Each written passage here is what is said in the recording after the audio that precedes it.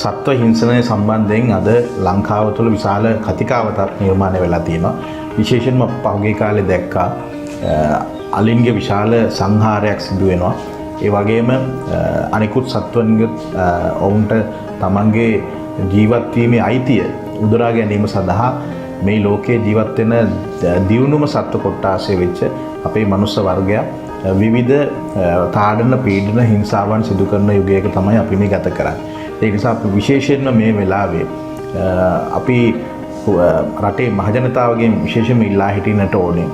හුඟක් වෙලාවට අපිට මේ සත්වයා සම්බන්ධයෙන් ආදරේ කරුණාව අද තුරන් වෙලා තියෙනවා. පෞද්ගලික පාර්ලිමේන්තුවට ගෙනාව සත්ව හිංසනය සම්බන්ධයෙන් පනතක් පෞද්ගලික මන්ත්‍රී පනතක් සත්ව සුබසාධන පනත. නමුත් ඒ සුබසාධන පනත සම්මත කරගන්න ඒ පාර්ලිමේන්තුවට පුළුවන් කමක් ලැබුණේ නැහැ. මොකද අපි අද අලුත් පාර්ලිමේන්තුවක් බහුතර බලයක් තියෙන ශක්තිමත් පාර්ලිමේන්තුවක් බිහි වෙලා තියෙන්නේ. ඉතින් අපි යෝජනා කරනවා පක්ෂ විපක්ෂ සියලු දෙනාටම මේ සත්ව හිංසන සම්බන්ධයෙන් ගෙනාපු සත්ව සුබසාධන පනත අපි ඉදිරියට සම්මත කරගෙන විශේෂයෙන්ම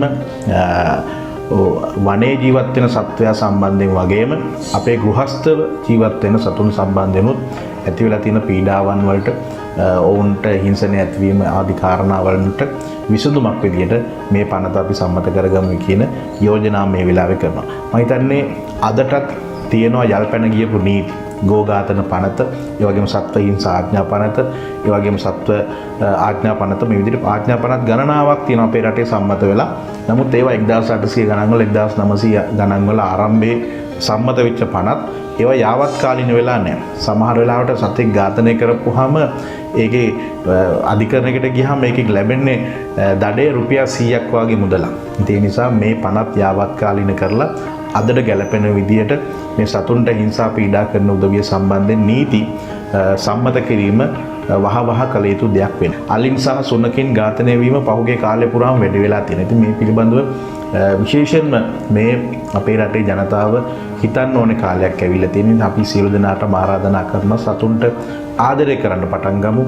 ඒ ආදරේ කරුණාව දක්වලා සතුන්ගේ ජීවිත ආරක්ෂා කරගෙන ඔවුන්ට නිදහසේ ජීවත් වෙන්න පුළුවන් පරිසරයක් අපි නිර්මාණය කරන්න සියලු දෙනාම එකතු වෙමු කියන ආරාධනාව මේ වෙලාවේ කරනවා.